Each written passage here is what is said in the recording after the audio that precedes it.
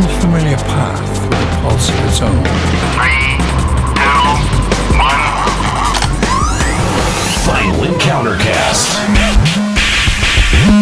Interesting conflicts, not conflicts of interest. Typical corporate bullshit. With your hosts, Nate, Robbie, Chris, Nika, and Callie. FinalEncounterCast.com. Ready?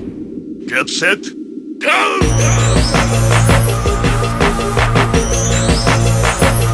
What's up? Welcome to Final Encounter Cast.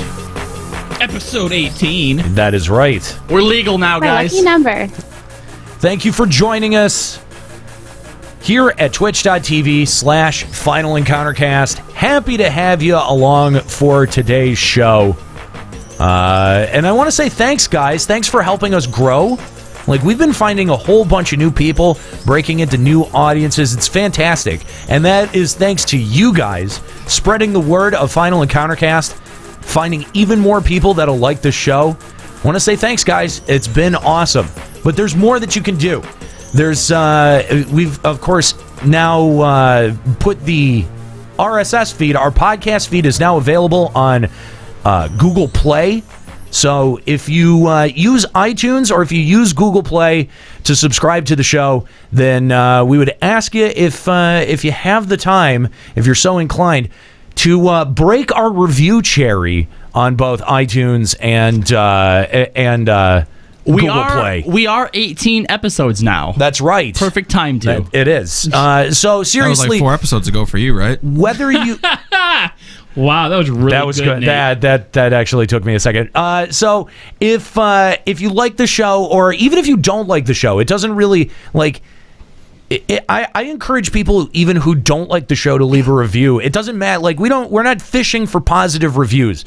Let us know what you think of the show. A great way to do that is on iTunes, and because the reason that it's a great way to do that is it lets other people know, like, it helps the show grow. Like, it helps other people find the show. Yeah, the more reviews that we have, the more that we get aggregated into the search results. And yes, so when people look up racist bastards, it points them to us.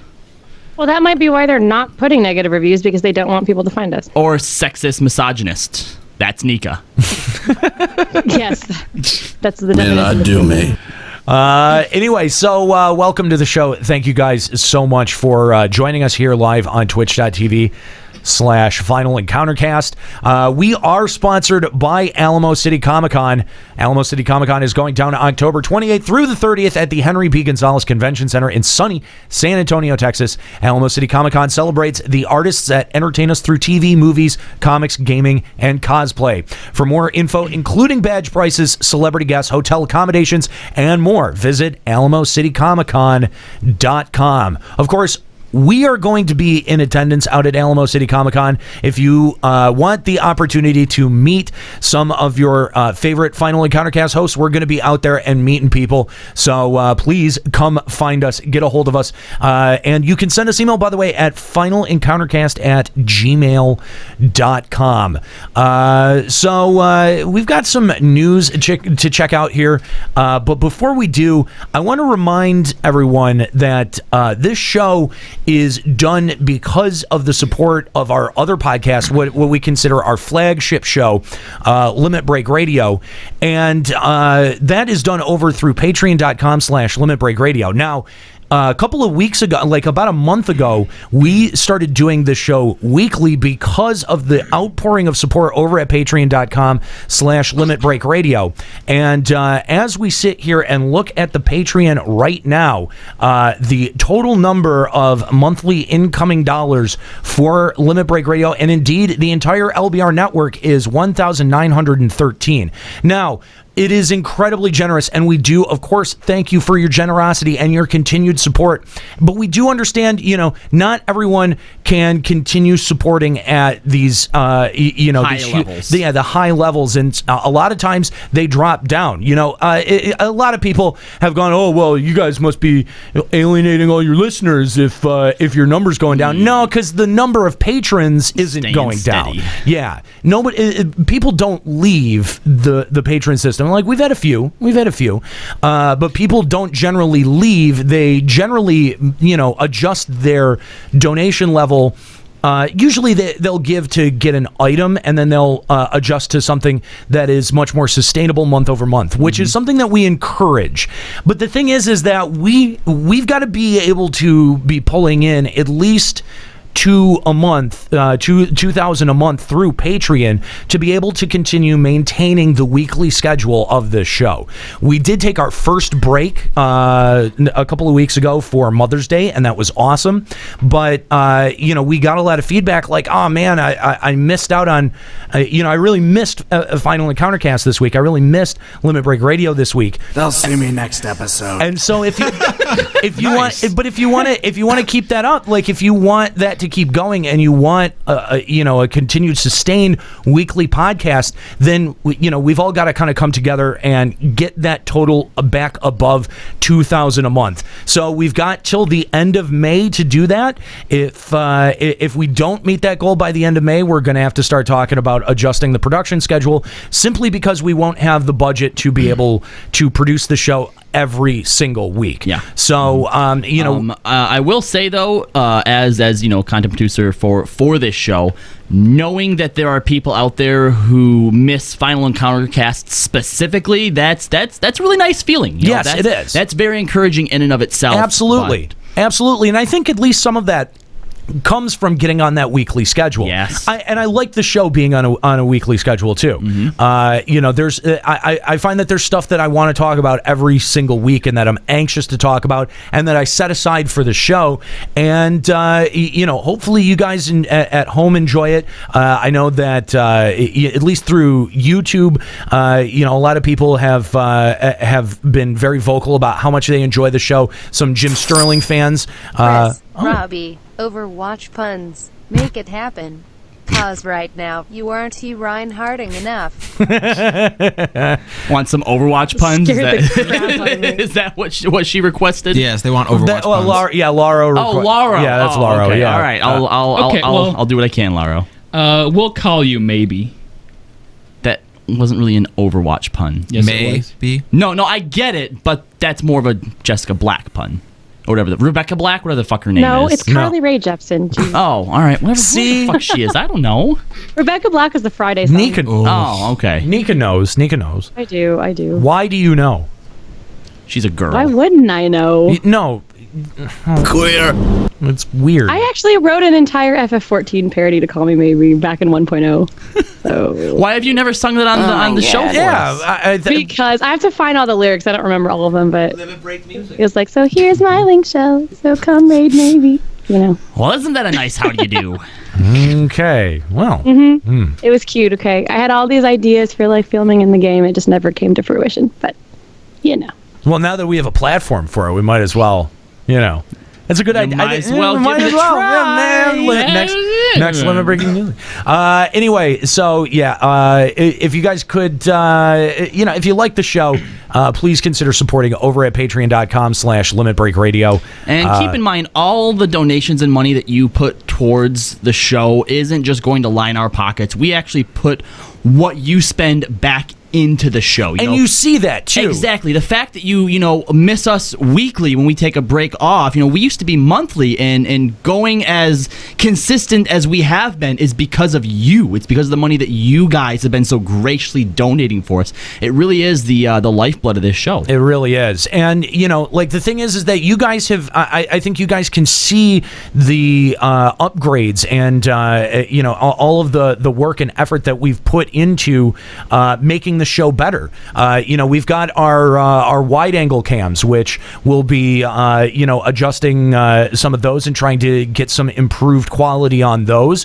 But all of our webcams, over the last 5 or 6 episodes, all of our webcams have gotten better. We've been able to get at least HD webcams in place for everyone. And I think that in terms of a visual presentation, that's something that I struggled with. I'm primarily an audio producer. I have a pretty good plan of what I want the show to sound like. But what I want the show to look like, that's a little bit more challenging for me. And, something that, I don't know, it kind of stresses me out. But I think that we've gotten a really good look to the show. Oh, yeah, absolutely. And hopefully you guys agree at home. And hopefully that's worth, you think that's worth something to you. So again, patreon.com/Limit Break Radio.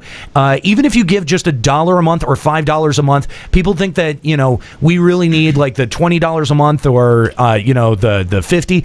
We would much rather people give at sustainable levels that they know that they can give month over month. And hey, if that's $100, that's cool. Or if you're just, if you're just giving $100 to get the, the t-shirt and all the rewards, hey, that's cool too. Like no hard feelings. That's the beautiful thing about Patreon, and the thing that actually made us go with Patreon in the end is that it allows, it seems way more flexible for the individual user. Like it seems more beneficial on your end. Like Kickstarter, you kind of throw money into a hole and you don't really know all the time what it's going to be used for, or how it's going to be allocated, or even if and when your card is going to be charged. I mean, like that is stuff that people go into the Kickstarter relationship asking, and it is pretty straightforward. The rules are there, but sometimes it's that can be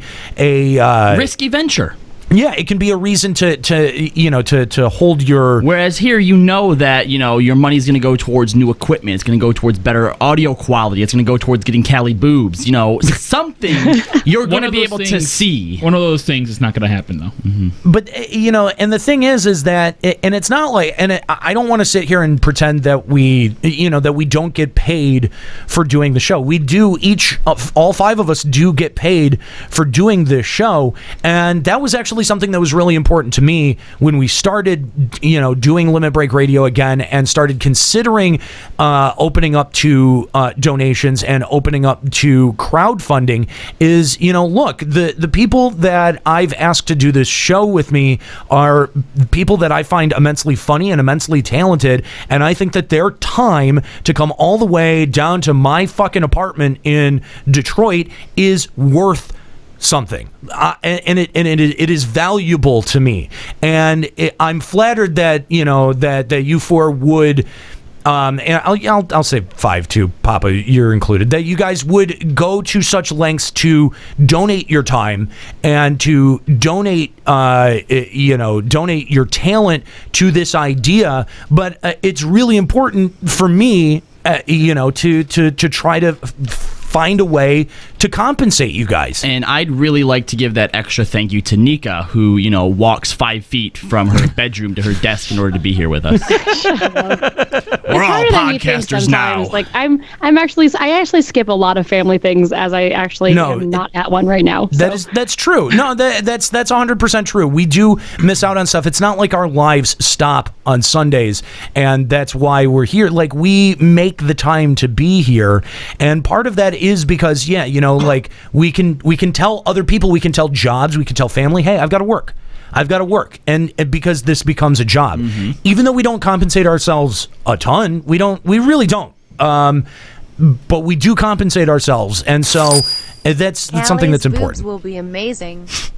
Thank you, Skate Death. But I mean, Are you kidding? You go back to us having taken a day off for Mother's Day, and I think all of us kind of, like, it wasn't just that like we randomly picked Mother's Day. We were all kind of gotten to that point where all of us in our lives had kind of exhausted that goodwill with the family, where we're just like, sorry, I got to work. Yeah, all of us kind of had parents who were like, hey, so it's Mother's Day.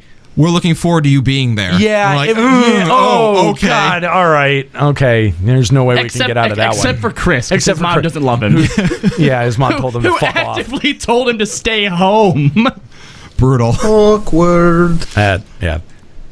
She did buy me a really cool T-shirt, though. That was a pretty awesome T-shirt. Yeah. On Mother's Day, you got a T-shirt? Right? That's what I'm like, what the fuck? That's a good consolation prize. Okay, we'll go with that. Anyway, all right, enough begging, because of course that would piss Lyric off. Let's check out what's going on in the news. I'm here to do the news tonight. And that's the way the news goes. Ladies and gentlemen, we interrupt this program to bring you important news. Here's a story that's out of this world. Hey, how much do we have to get donated to get a shorter news intro? That's our $5,000. That's the 5,000 mark. All right. I was thinking about that. I've never been satisfied with that news intro, but at some point, like I don't know. I think it's just funny. You like it because it bugs me. Honestly, yeah, I think it is. I think if anybody donates for the news intro, we should put it towards dildos on sticks so we can poke him in the face while waiting for the music to stop. Yeah, that's gonna get awkward fast. No one's gonna be happy about that. We need 3 selfie sticks and 3 dildos. Come on, guys. Let's price this out. Do I need to start an Amazon wish list? Oh, can we? I hope we can take that to our next convention and just put a camera on the end of 3 dildos and point it at people. Show props. Yeah. Sure. Yeah. Right. Alrighty, guys. Blizzard Games has confirmed they will not be taking cheating lightly in their upcoming FPS Overwatch. Players found to be hacking or using tools to cheat will be permanently removed from the game. 1 strike and you're out. The game will feature a reporting tool for players to report suspicious behavior. Ooh. I am so glad that they are taking such a strong stance from the fucking get-go. That's a hardline stance right there. Yeah, because fuck cheaters. Now, I like this because they also posted like some guidelines like, hey, remember the kill cam is not perfect. It may not reflect accurately what happened. Also, please remember that some players are just better than you. Like they actually have that as one of their outlines. We did talk about this on Limit Break Radio, where when you have any kind of player versus player multiplayer, online multiplayer, there is weirdness that goes on in the netcode. There's weirdness that goes on in the packet transfers, and not everyone's connection is the same. Some people are using Wi-Fi. Some people are using a wired connection. There's weird shit that goes on. If you think you've seen a hacker, you probably haven't. Some people are just tuned straight into the Matrix, okay? Yeah. Some people are just fucking amazing. That is true. And they did say, like, please do not use the kill cam stuff to use that as evidence. It's not going to work. Yeah. So, Hideo Kojima has revealed the identity of the character on his company's logo. The Kojima Productions mascot is named Ludens and is a futuristic explorer of worlds. I can get behind the dildo on a stick fun. So Nate, I have been waiting all fucking week to hear your thoughts on this. Like you are easily, I think, Kojima or Hideo Kojima's biggest fan in this room. Sorry, Nika. You said in this room. You're right. Yeah, it's true. Out of all of us. I'm not in that room. But still. Throwing some ones at Callie's sweet baps. Thank you, Captain. So, what do you think? What kind of thoughts do you have towards this? Well, I mean, there's not. First of all, there's not much to pick apart. Right, that's true. It is. I mean, it is what the logo outlined. I think I was a little bit more hyped by the logo just because of its kind of like lo-fi, black and white, high contrast punk rock quality to it. The character is intriguing, although I just there's really not much for me to latch onto or criticize here. One of the things he does. I mean, it does look distinctly Kojima. Yes, it does. It looks like something that would come out of Kojima's head. I feel like it's a combination of like 3 different bosses in MGS3. Okay, yeah, there's a little bit of the boss, there's a little bit of the Fury, and what would be the third one? Mantis. There's something about having that skull face with like the armored helmet. Just like, I don't know. I just feel like it's just multiple things thrown together. Well, here's my question. Up till now, the only sort of clues or context that we've gotten about what he's developing is that it's going to be like an action game of some sort, right? Uncharted-esque. Okay, well now we actually... More for the dildo stick fun. Thank you. We now see the actual character. So seeing that character, can you discern any kind of theme, any kind of genre from it, a time period, anything? Because it seemed very sort of futuristic to me. It seemed very futuristic. I mean, but not far future. It's weird that the helmet is very like medieval knight, though. That's like if you look at the point of the helmet, that's see-through, and then like the mohawky thing on top, it's very like medieval knight. But then you can see a skull face and like the weird armored plug suit. It kind of hits me as like a Dark Souls meets RoboCop kind of thing. Yeah, if that makes any sense at all. Yes, it does. I mean, that closed helm that they use that like crazy in Dark Souls, which is one of the reasons that I like, aesthetically why I like that game so much. Yeah, I think that there is a juxtaposition between having the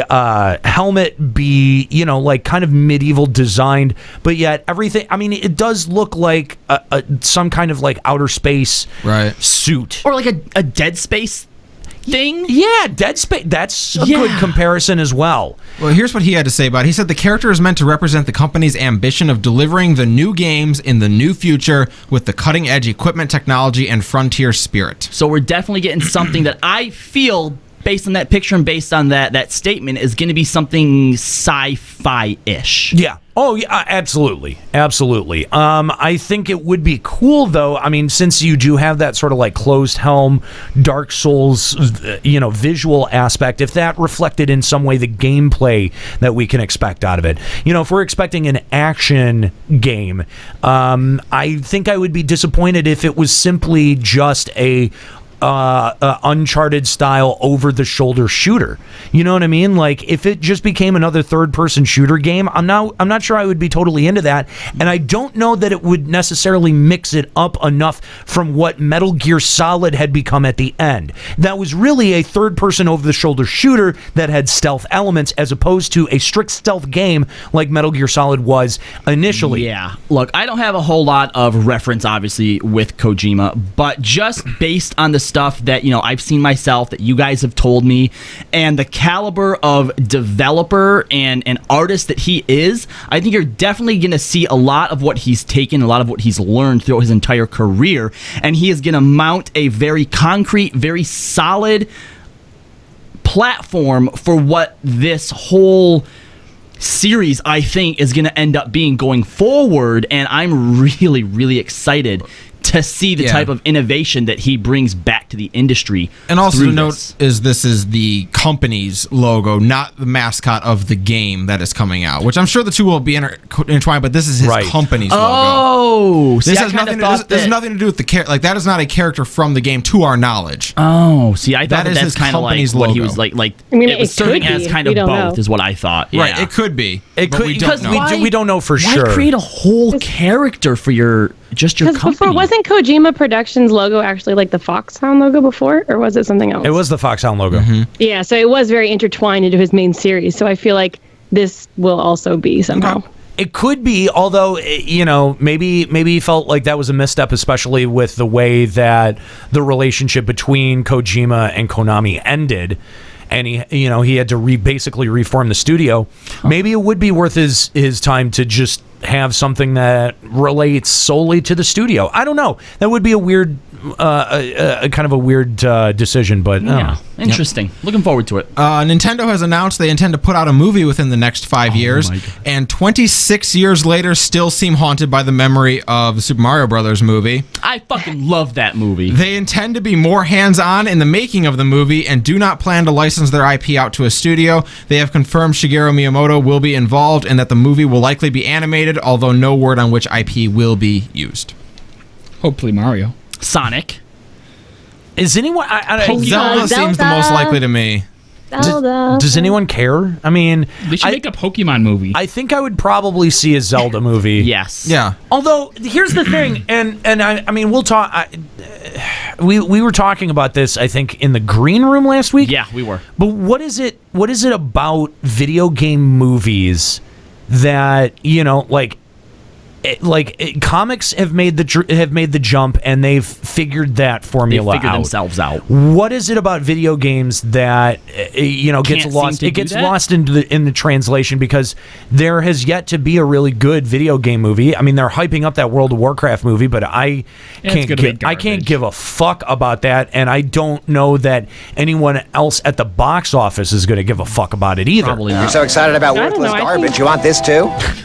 I think the Warcraft movie looks good because keep in mind it's not World of Warcraft, it's Warcraft. Warcraft, yeah. And I feel like I don't know. They're using World of Warcraft characters. They're using Warcraft characters. It's just it's so late to the table. I think that they just missed. They've definitely missed the hype, but that doesn't mean that they couldn't still get stuff right. But that's not going to happen I think either. a big part of it is that video games have that aspect of, the person playing it becomes a character, makes choices throughout the game, whether or not it's, just fighting or there's actual dialogue choices. And I feel like there's a part of that gets lost in movies. I don't even know if it's that. I think it's hard to put your finger. I mean, that very well could be the part player of it. agency is a big thing that's like really hard to replicate in a movie.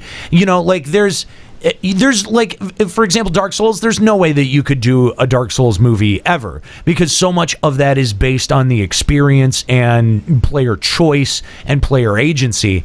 Well, see, but when you talk like that, that's like you're trying to recreate the experience in a movie form. I think that's you can't do that. But that's, I think, the mistake that a lot of directors try to do. Yeah, because that's like trying to translate a book into a movie. Like you cannot take the pages and just put them on the screen. Well, but if you take all of the player agency aspects out of the narrative, you're left with sometimes less than 45 minutes of a narrative. It's true. Well, Nate, you were talking about where does it get lost in translation. I think that's very much what it is that in video games, you are the catalyst that moves the narrative. Whether you identify with the main character or not, no matter what, your gameplay is what is the catalyst that drives the narrative, and you lose that when you go see it in movie form. I think what video game movies need is they first need a strong narrative to draw off of.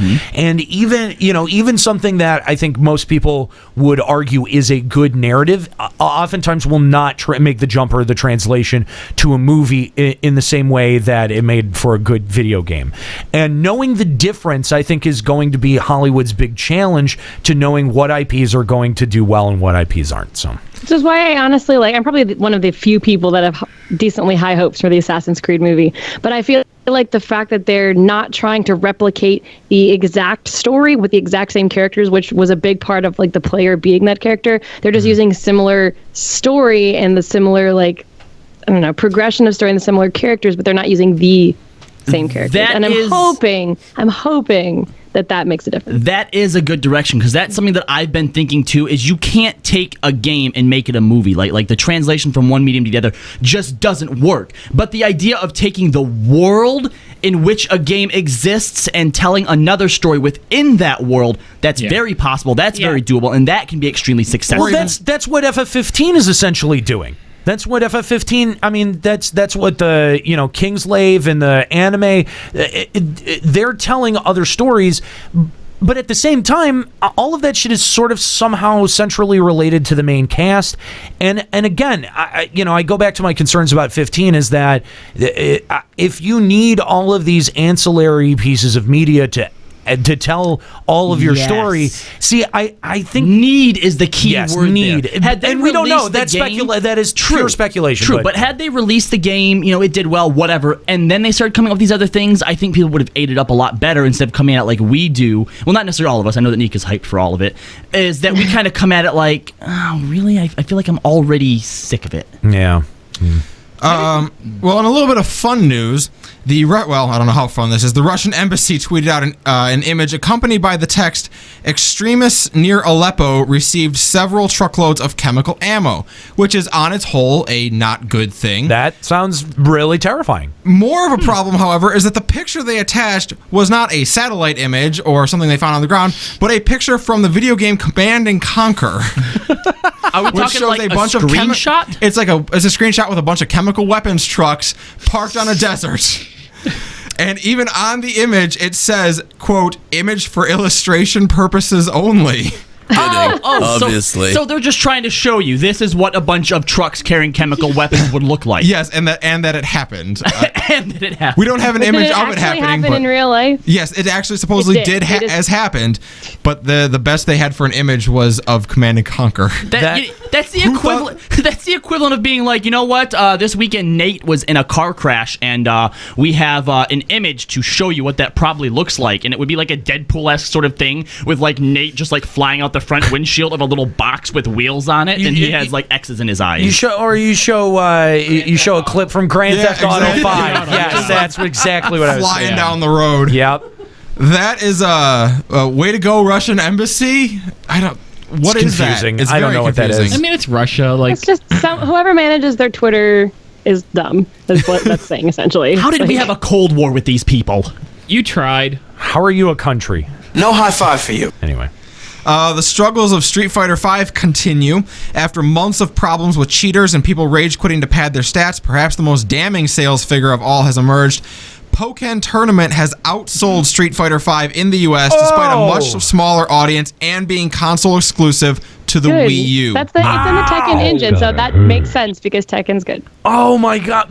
No. Pokémon Tournament. Pokken is a Tekken-esque Pokemon game. But in the Tekken engine. But consider, hang on. The Wii U game. It's Wii exclusive. This is yeah. But think of all the factors though here, right? Pokken outsold Street Fighter. Okay. How many consoles does Street Fighter V? Street Fighter V is on PS4. at least both PS4 and Xbox, right? It's got on PC, right? And it's on PC. I think it is. I'm like it might be on PC too. Is it on Vita? No.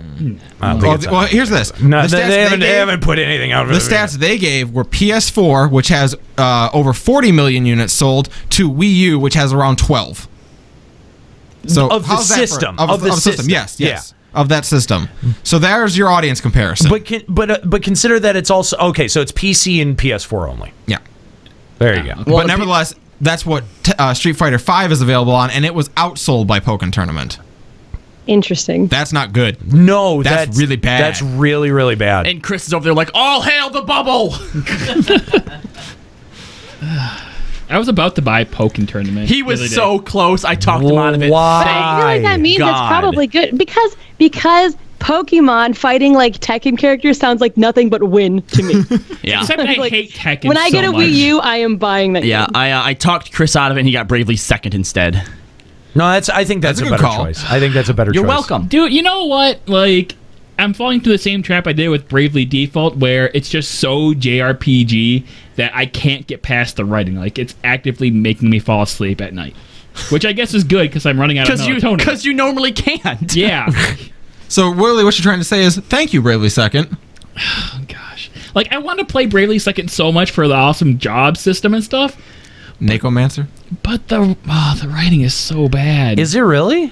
It really is. Like, not even like the voice acting. Like, I can get behind that. Like, I'm pretty forgiving when it comes to voice acting, but like, they just talk so much and say nothing. Did you have the same complaint about the first Bravely Default? Yeah. Yeah. Did you feel like they talk too much in Bravely Default? Yeah, well, and not really saying anything. Yeah, I kind of got that about halfway through the game too. Especially when I like look at games like, I don't know, Undertale, where I just want to read everything and then read it again because it was so hilarious. Yeah. You know, I think that's kind of a good point that you've raised. Like, there are specific games, and again, you know, like, I am currently actively falling in love with Dark Souls. Just, beat Dark Souls 3 a couple of weeks ago. Just finished the Painted World and Dark Souls 1, so, making good progress there. And one of the things is that I lost an entire fucking day to Dark Souls. I did an entire, like I woke up, I got out of bed at like 10 o'clock, I started playing Dark Souls at like 11:30, did not stop until 2 a.m. I read all of the flavor text, I read every item text. I've not played a game like this in a long time, and it's surprising that it's this series specifically that brought it out of me. I'm so jelly, and I'm sort of like, it's kind of remaking, like, it's making me rethink some of like my long-term gaming allegiances, like my diehard fanboyism. I think it might be in its last throes, man. I mean, when I look at a game like Dark Souls and I compare it up against almost anything that Square Enix has made in the last 10 years, like, it's just not, it's not there. You know what I mean? Do you consider yourself a Square Enix fanboy then? Not fanboy, but I mean, I definitely would consider myself a Square Enix fan. Yeah. The allegiance is still there. Yeah, I check out a lot. I still kind of consider a Square Enix developed game something that I want to buy. We are Squaresoft fanboys, but since the Enix merging, there is something to that. Like, the after Enix was brought in, like, there is a lot more of Enix than there is of Square left, I think. Yeah. So yeah, it sort of like really makes me rethink a lot of like my diehard about what you would do if allegiances. you'd go back in time, because I think it would have to be to stop the merging from happening now. We have to go back. Who do we have to stop take the out? merger. Can't fuck stopping Hitler. We have to stop the Squaresoft Square Enix merger. Sign-ups for field testing of Pokemon Go are now open. Testers are asked to keep their findings confidential, and if interested, you can find the link at our website. I'm sure Kookie will post it up. So yeah, you can head on over and sign up to try out the game. I have never been equal parts excited and terrified of getting into a beta, okay? Or a testing. Like, for example, look, all right, so we got to play the Overwatch beta, right? Sure. So, all right, I sit in my room, I play a few games, I learned that it's going to be reset or whatever, and it's like, all right, whatever, I'm going to play something else now, right?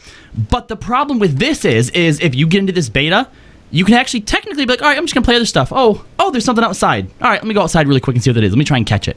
Oh, shit, there's another one further down the road. Next thing you know, you're like 5 miles away from home. In my case, in the middle of Flint. Okay.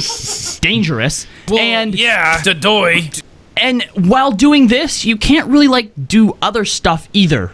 I can't be like, oh, let me just pop over to FF14 really quick. Let me play some FF9 while I'm at it. Like, you're out and about. You could hop on Hearthstone on your phone.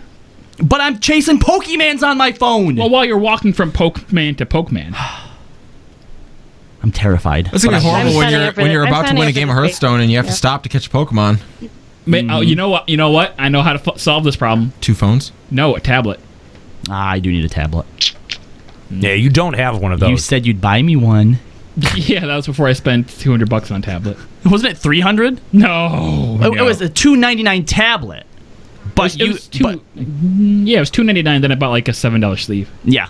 Yeah, so it's. Hey, I just applied for that beta. I want it. That's a $300 tablet. But you had like $299? No, $199. Oh, you said $299. You said $299. No, God, I'm not gonna pay $300 for a tablet. But I mean, like everything that we've been talking about Pokemon Go, I think I've talked the hype right out of me. Yeah, I'm still hyped about it. Not for the social interaction of it. Like the idea of, all right, you just went out and caught something. You're right. The actual act of doing that, in theory, is pretty fucking boring. But like when we're sitting out in the green room and we're all talking about what we had to go through to catch certain things, I think that's where the hype and the excitement comes for me. I don't know, man. I think imagine Nate, right? He's on his way to like his little cannabis store or whatever, right? And it's gonna close really quick, but he sees a legendary. He's like, oh, I got time really quick, right? And he goes to catch this legendary and he misses it and he gets back just in time to see them flip the fucking close sign over. First of all, Nate would let that legendary go. Yes, that legendary would just be gone. There's nothing. Mewtwo, whatever. There's no digital gift or like digital chocolate, whatever, like digital prize that you can fucking give me. Not digital prize, but what if we put money on it? What, like a bet? Yeah. No, let's see who can catch them all first. That's stupid. That's stupid. And no, I've lost other bets on this channel before. You think that's going to motivate me? No, I'm just whatever. Wallets beware, the Steam summer sale dates for 2016 have leaked. The event will run this year from June 23rd until July 4th, but of course take that with a grain of salt as it is a Reddit leak and is so far unconfirmed by Valve, but nevertheless always an exciting time. Never believe Reddit. Oh, damn. Those are the exact days I'm going to be in Japan. Well, they're... Damn it. Oh, well. So save up your money now. Sounds like you should just download the Steam app and buy it that way. Yeah, you ever think about that? It's okay. I have a husband who can do it.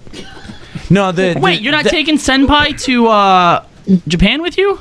He can't come with me because he has school. Rude. Oh, whoa. Brutal. Not cool, man. Aww. But he could come, but I'm going with students as like an exchange program. Tell Senpai he can come host on Sunday with us. Yeah, definitely. Okay. Senpai replaces I Nika. will extend the invitation to him. I'm going to talk him into it, guys.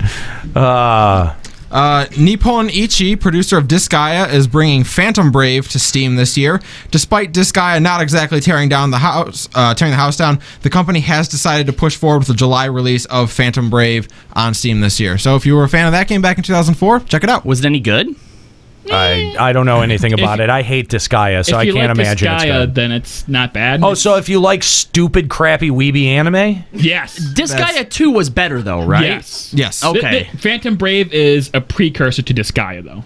Oh, so more crappy weeby anime. It's even more rough around the edges. I'll just wait for Disgaea 2. Yeah. I don't know how you guys can play that. I couldn't play Disgaea. I thought that Disgaea was Disgaea 2. Hang on. No. Chris just sat here and complained about the dialogue in Bravely Second. Yeah. I've been playing through Bravely Second. I can at least take that. Disgaea is bald, retractingly cringeworthy. No, okay, here's the difference. Disgaea knows that it's balls cringingly terrible, and its dialogue reflects that, and it makes it funny. I'm going to disagree with that because I started playing Disgaea because I was in the need for like a good tactics game, and I got 45 seconds into it, and I'm like, nope. And I'm like, this is not how I remember it. And that's when I think I had the conversation with you, and the one that I had saw you play was Disgaea 2. That's me being a ninja. Yeah, I'm aware of what that is. Footage leaked of the discontinued PSP game Elder Scrolls Travels Oblivion. The game was announced in 2007 but never saw completion as it was canceled while PSP sales declined. The footage of the game was immediately pulled from YouTube, and Bethesda's parent company ZeniMax has lawyered up. Wow. That's kind of weird for a leak like that. Like, yeah, why are they being so years ago? Yeah, like why would they be so aggressive about a footage leak like that? Yeah, I thought it was like apparently the hub world was done and a bunch of the framework for most of the quests was done, but still like it doesn't make like why all these years later would you care that footage was leaked? I mean, maybe they're planning on reusing some of it for something else. I don't know. Maybe, but it's got to be old by now. It was attached to Oblivion, right? So like ostensibly the setting would have been Cyrodiil. Right? Yes. I mean, they talk about that you were actually able to go to Daggerfall in what was completed. Get the fuck out of here! Yeah. Really? Yeah, and it mentioned a bunch of cities, but it didn't specify which province. Well, maybe that's why, because they didn't want people to see all of that before it's released anywhere else. Maybe. Well, but Daggerfall, I mean, we already have context for that landmass. We went to Daggerfall in Daggerfall. Right. That was the second Elder Scrolls game. Right. And also Daggerfall, I think the Daggerfall Covenant is in Elder Scrolls Online, so you can explore that part of the map pretty well. That's pretty well established. You know, that's I don't know. That's very strange, and it is too bad that that this never came out because I love, you know, good, well done portable games that had a good budget, and it sounds like that had all of this going for it. Yeah. And I think that is disappointing. I think that would have made for a fine just mobile very game. odd how quickly they reacted to it and how strongly, like immediately pull the video and lawyer up over it. Like really? Yeah, maybe it has something to do with like trademark issues. Like maybe some company got eaten up by another company, but this footage is from a different company or something. What you think that they subcontracted the production of that game and.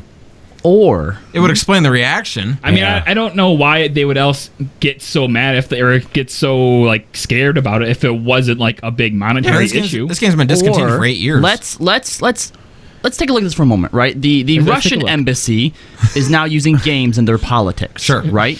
So what if an agent has been placed inside Bethesda and they are transporting something dangerous like doomsday codes through this stuff? And the you're done. Stop. No. So they had to pull it and get all the Okay. up about this makes my brain hurt. Go ahead with the next. Larry Kasanoff, producer of Mortal Kombat. That felt so good, guys. Who got tingles? So, all right. So maybe my favorite news segment I've ever done on this show. Larry Kasanoff, the producer of Mortal Kombat, Mortal Kombat has unveiled a new joint project with Chinese media mogul Bruno Wu to create a Tetris movie, which will begin filming in 2017. Not just a Tetris movie. Not just a Tetris movie, a fucking trilogy. What? Wait, it's a trilogy already? Yes. I didn't read that, but okay. Yes. They finally found someone to fund this, and they are willing to fund a trilogy. Their company, Threshold Entertainment, is intent on creating cross-cultural movies for a global market and has Tetris slated as their first project. It is a sci-fi thriller, in their words. Oh. As in, just like Pixels, giant pixels of blocks. No. Because Pixels was more like a sci-fi comedy tragedy. Okay, I think the fact that they're calling this like a sci-fi thriller is that they're going at this in like a very realistic, serious way. Like Tron? And they're gonna make 3 of them. I don't know.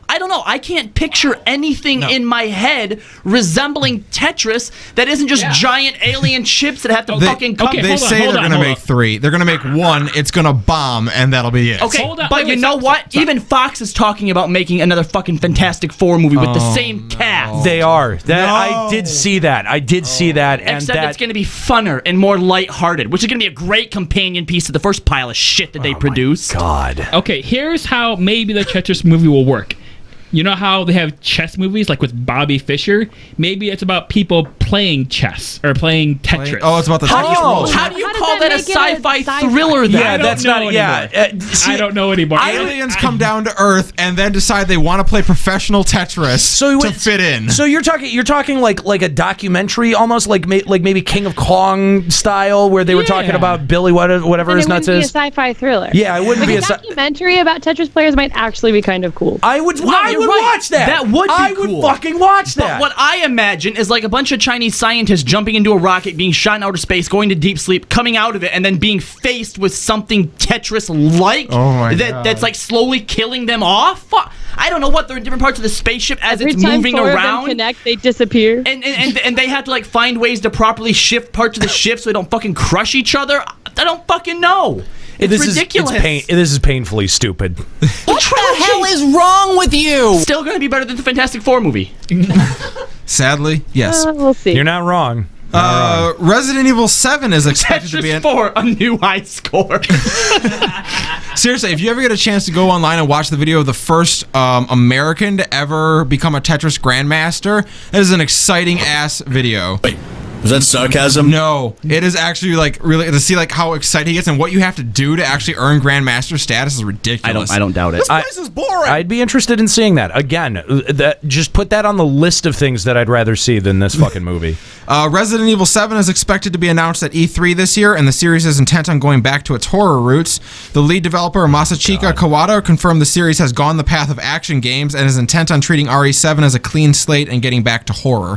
Resident Evil went away from horror? Yes. I Did you play 5 and 6? No, I don't. I never They're played any of action them shooters. because they terrified me. Like the first few Resident Evils, I watched my roommate play, and I was so scared. I was like, no. 5 and 6 are action shooters. 5 and 6 like are 4 was more the like- last one you could still argue was horror. I was gonna say, it wasn't 5 more like just a zombie shooting you game? shoot zombies, but that didn't make it horror. It was a zombie action shooter. As much a horror as what Left 4 Dead was. Yes. Which one was the really racist one? That was 5. Oh, was it? I think where you're the white dude saving the president's daughter and all the zombies are black. Yeah, that was 5. Oh, okay, No, that was 5. Okay. Was that Wait, 4? I thought they It were might have been shooting 4. Mexicans. Wasn't there a one where you shooting? No, there's one where you zombie go to Mexicans? Africa and one where you're in like Latin America. Trust me, they're all racist after 3. Oh, okay. All right. Well, then, just so that's clear. Yes. I'd be interested in seeing it trying to go back because, yeah, like Nika, I was scared shitless of the first few Resident Evils. But I feel nowadays when you talk about the horror genre, it's all just like a bunch of jump scares and shit, isn't it? Old school survival horror Resident Evil was really good. You're sitting in a hallway, you got a knife left, you got 1 bullet for a gun you don't have, and a red herb which doesn't heal you. Good luck. And you're like, great. Can't wait for Mr. X to show up. It's going to be a great time for everybody. That was horror. And they did it well back then. So if that's what they're going back to, then thumbs up. I think that's probably, for me, the biggest thing to see in a horror game is when it comes down to item management, that there's just no right way to do it. Right. You're screwed no matter what you do. It's just how do you want to be screwed? Yeah. Mm-hmm. Well, I don't know. The way that I want to be screwed. Eat a dick. Okay. Were you going to finish that thought or no? I was setting him up. You it was okay. It was okay. The developers of Alienation, Housemarque Studios, have added a memorial into their game this week. The PS4 action title now has a small, quiet island where weapons no longer work, and the game music softens in tribute to their lead art designer, Antti Kallionen, who passed away at age 42 shortly before the game's release. Oh, man. I think that's a kind of a really cool tribute for one of your game's lead art designers. No, you're right. I do. I love when online games do pay tribute to either someone who was on the staff or someone notable in the community that passed passed away. It's a great way to to remember that person and to memorialize that person and the thing that they love to do. And I think that's a really unique way. We've seen structures and monoliths and like gravestones, stuff like that get placement, but to have an entire island where guns don't work, I think that's pretty cool. Yeah, and I mean, it's nothing big. It's just a small little island they have where it's got a beautiful view of kind of like their main city and stuff like that, and just the music softens and you can't fire your weapons there. That's pretty cool. Yeah, it is cool. Something a little off topic though, but Callie, sitting here watching you on the camera, do you mind if I give you a little bit of professional critique? Sure. Okay. You look like a fool when you're reading the news on camera and you're looking straight down. Yeah. So maybe you could either not necessarily look at the camera, but just not be looking straight down, so you're blocking yourself off like that. Because normally I'm reading off this. You look like a fucking amateur, and it's bothering me. Gay. While I'm staring at my dick the whole time. That's what I was. He writes it. Yeah, he writes it on his penis. I do. It's big enough. So that's where I keep all my notes. A 2-part documentary has. Yeah, on college. Yes, there's a 2-part documentary on my penis. Hurts, man, what the fuck are you talking about? I don't write shit on my own dick. Oh my god. Did that once, never again. Hey, shit on your dick is a real problem sometimes. For you, maybe. A 2-part documentary has Jesus. A documentary, you mean? Come on, I just got done blasting you for being an amateur, man. Get it together. I know, phrasing. But I keep trying phrasing. You were blasting him, huh? That phrasing was intentional. I keep trying to speak, and then I picture Nate's shit penis. Do you not?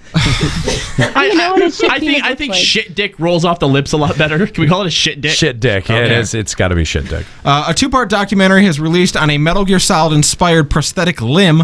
The Phantom Limb project, first announced in November 2015, is still ongoing, according to the documentary. While the initial unveiling of it seemed disappointing next to expectations, development is continuing on the project. I flipped through. I watched a little bit of the documentary. It's like they wanted to create like this prosthetic limb that had like lots of features and could do tons of things, but when they actually unveiled it, it was like, yeah, really? Okay. Oh, you like a usable one for someone without an arm? Exactly. It was a prosthetic arm, and apparently, like at some point, like they like tried to pick up like a bag, and like one of the fingers broke off. What were some of the things that it could do then? Just like it was supposed to function a lot like an actual arm would. Like it was supposed to have a lot of the capabilities an actual arm would have, and it just like you could lift things, but nothing like heavy enough to be practical, I would say. So they went to make a prosthetic arm, and it didn't even do as well as most prosthetic arms.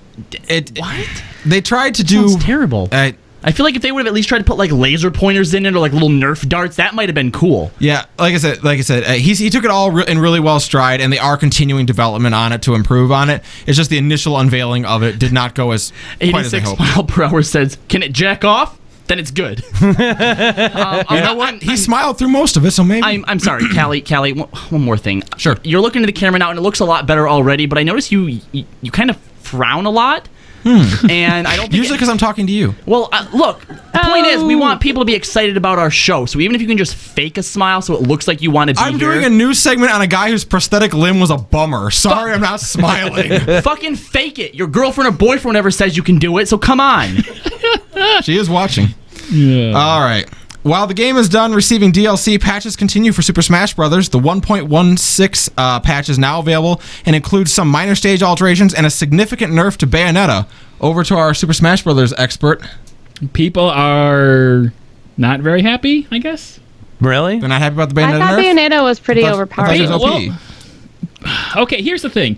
Bayonetta, yes, very strong if you don't know how to handle her, but I don't think she's either taken like maybe one first place in the tournament, maybe two, but she's not like over encompassing everywhere. So I think people are mostly upset that they're just too aggressively sending out patches to nerf people, basically is what Scuttlebutt says. I feel like so that they're reacting too much. Yes, reacting way too quickly. Gotcha. I don't know. I feel like the fact that they're actually still actively making changes, even though technically it's done being supported or whatever. Right. That's cool, yeah. Yeah, that's really cool. But it's just funny because the only thing the patch had was, I guess, some minor stage alterations, but just complete round nerfs to Bayonetta, and that's it. No other character adjustments. Right. It was a purely reactionary patch, and it was kind of, I don't know, I think it was a little heavy-handed. Well, the fact you don't think it was necessary? I mean, she was really annoying to play against, yes, but I don't think she really deserved to be nerfed quite so hard and quite so soon. Like, they didn't give the meta a chance to settle down. It sounds like it's the casuals, the people who were maybe like complaining that, I can't beat someone who's really good with her on a casual level, because if she's not really taking... The Bastion players, yes. Yeah, okay, the Bastion players, yeah. Because if she's not really taking first at like tournaments and stuff, obviously on like a competitive level where it really matters, she was performing fine. So the question now is, did that nerf affect her in tournament tournament context? And that's actually, that's a good question, and I think that's one that game devs probably struggle with a lot, is do you tune your game to the most amount of players, or do you tune your game to the players who are at the highest skill level? It is a tough balance, because there are arguments on both sides. Well, yeah, Heartslow, I would assume the pro players would be bitching, because if she's performing like decently, like let's say she's balanced at the pro level, and then you decide to nerf her because, people at the casual level are stomping with her, by doing that you directly affect the balanced tournament level, and now she's no longer viable for tournament play. Yeah. But it's okay because she's balanced for the casual. Fucking casuals, ruining everything. I think the biggest thing that she needed to get hurt with was she has a move where she basically counters, and if she hits you when she's countering, then you basically slow down. God damn it! I was gonna say something, but it was funnier to just watch him ignore you. Yeah, but basically she has a counter move where if you get hit by the counter, then you're basically gonna get one shot, and I can understand nerfing that, but she also got nerfed in like a whole bunch of other ways. And she's basically like, the biggest funny thing I think about Smash Brothers is like Bayonetta is like the combo character. In a fighting game, you don't want to have like the combo character. You should have like everyone be able to do combos, because it's a fighting game. Well, plus, I feel like in something like Smash too, if you have a combo character, then you can probably know what move is coming next and get in their way a lot easier. Right. Mm-hmm. Yep. So they didn't like decrease her tits or ass again, did they? Oh no, of course. Oh, I'm happy then. Okay. News from one of our favorite sources: Pornhub has launched a new app called BangFit, which has users attach their smartphones to themselves while they have sex. It keeps track of how much effort you exert and scores you points. The creators say that sex is one of the few exercises people never get tired of, and wanted to parlay that into a way to get fit. You did gymnastius. I think that's pretty fucking clever, I have to say. All the headlines that Pornhub's been breaking lately, I'm really impressed. Yeah. I know. Yeah. Some of our favorite news bits come out of them. They really do. I think that this is a good app as long as you have a partner. Right? Unless you can make a Yeah, where's the solo play attachment for this? Hold on, it's not even necessarily that. It's just like, how much effort are you exerting? Apparently, like they've partnered with professionals, not just in their industry but also in science, and they've come up with like different science. They've come up with science! Different workouts and stuff, like different positions that like there's a lot of squatting up and down in this one, so it works these muscles, and so they actually have like an entire workout program dedicated to it. I have a very sexy learning disorder. What do I call it, Kiff? Sexlexia. Oh God, yeah. In the ongoing saga of apps being turned into movies, it's been announced that a Fruit Ninja movie is in the works. The game, which has over 1 billion downloads, will be adapted into a family comedy. Okay. First the Tetris movie, now Fruit Ninja movie. No. Oh, come on. Yeah. First Angry Fucking Birds. Which, by the way, Rooster Teeth's Angry Birds looks awesome. This one, not so much.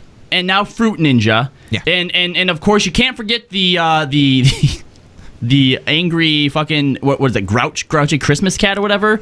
There was something about a garden gnome attacking the garden gnome. The fucking Grumpy Cat. Grumpy the Cat. fucking Grumpy Cat movie. Oh God. Like memes are breaking into the movie world now. It's getting bad. I know. It's getting really bad. Like next thing you know, here come that boy. Oh shit! What up? I don't even know what to say to this. This is. I feel like I got all my movie trashing out with the Tetris shit. I surprise, motherfucker. This is terrible. Nothing to say to that. But even a family comedy, like what, fruit just falls from the sky or something? Like I don't. I'm serious about a group of ninjas who hate produce. Hold on, wait, no. I think they can put a really positive spin on this, okay? Perhaps this is going to be a pro-veggie movie, and Fruit Ninja is out to destroy the evil fruit that wants to, put way too much citrus in your system and rot out and burn your teeth, and so he allies with the Veggie Tales, and there's stop. No, there's lots of crossover opportunities like here. the Christian movies. Yeah. This is It'll be just as bad as Beverly Hills Ninja. This is going to be a shame. That's about it. I can't believe that they find people to put money behind this. Right?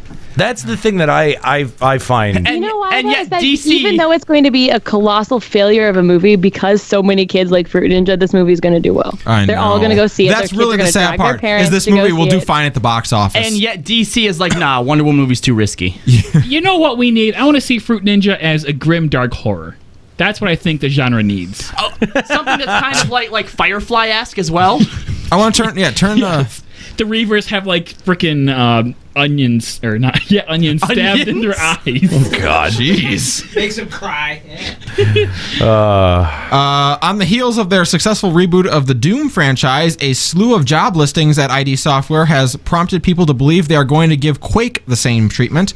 The last Quake title came out over 9 years ago, so a sequel seems unlikely, but a reboot in the same vein as Doom and Wolfenstein could be in the works. I don't know. That's all speculation. I grew up loving Quake, so if that's the case, that's awesome. Yeah, I mean, a new Quake game would be cool, and that would, I think, out of all of those IPs, make the most sense. Yeah. So. Yeah, all right. And last but certainly not least, in our ongoing coverage of YouTube DMCA idiocy, Fox Studios has used a clip from the YouTube user Switched in an episode of Family Guy this week. The footage is from the game Double Dribble for the NES and shows a glitched three-point shot that never misses. Given Fox's tendency to go after anyone who uses their footage, this is already rather suspect. But wait, because after the episode aired, they filed a complaint to have the original video taken down, saying it infringes on their copyrights. The video was taken down. What? Yep. This is bullshit. Yep. This is the most egregious version of this, and this is exactly what all of the YouTube content creators who have been on this where's the fair use thing have been going insane about. Like, the fact that more people haven't been talking about this is crazy, because essentially Fox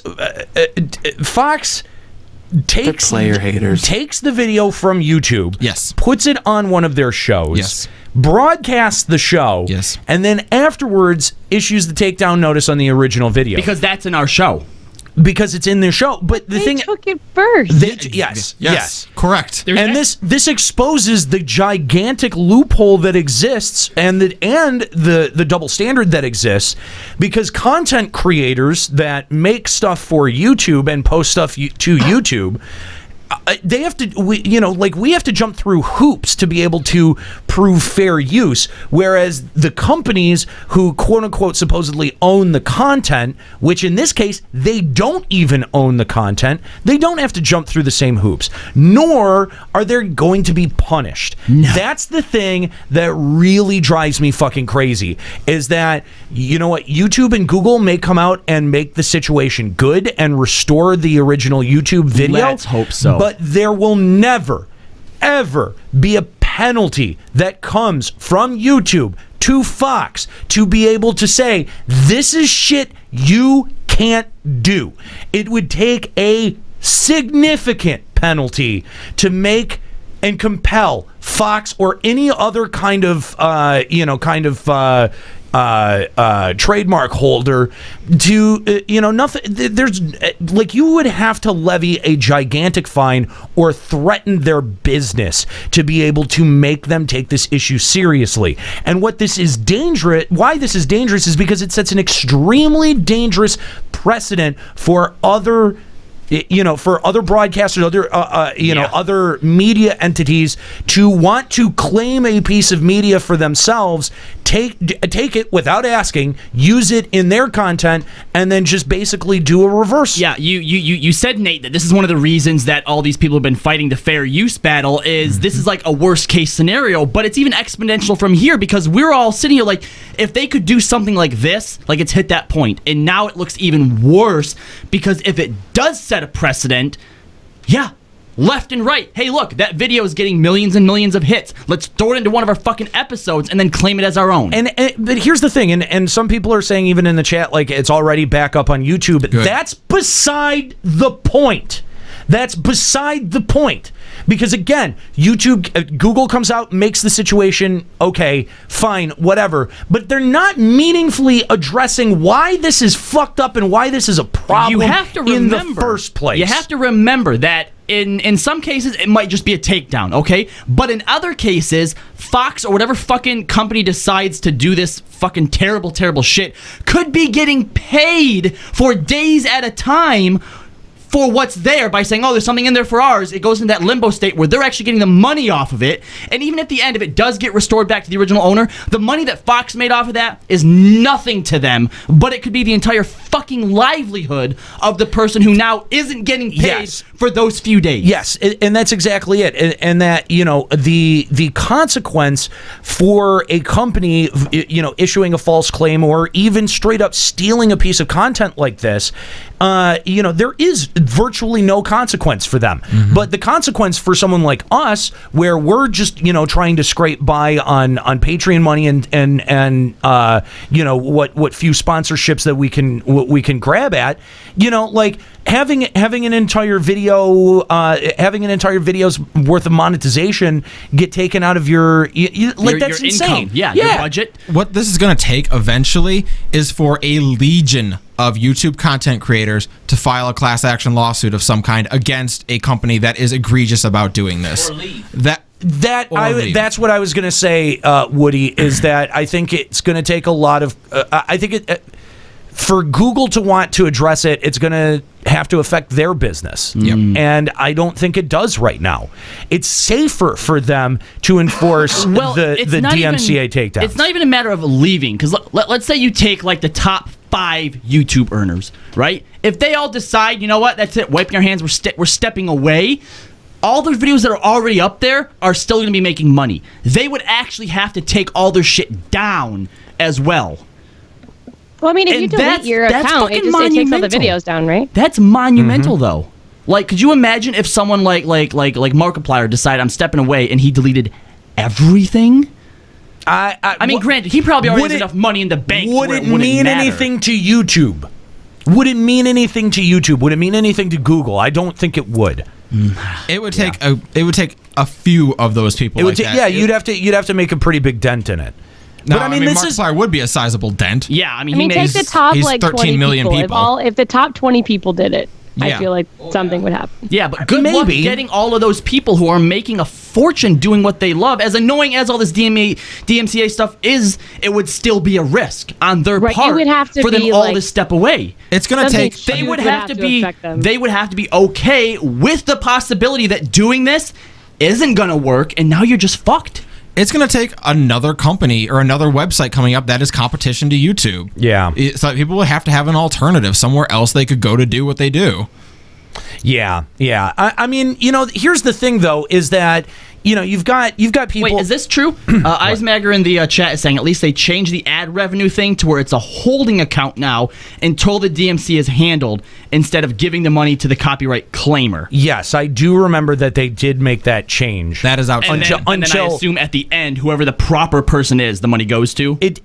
Until they figure out, they make a ruling in that case. Well, that's good, at least. But I mean, that's only monetization, and if you've got a content creator who you've got matched content there, and the creator says I just want it taken down blanketly, then there's nothing that there's very little that you can do outside of outside of petitioning YouTube directly, and even then, we've gone over that. That was, it doesn't exactly have 100%,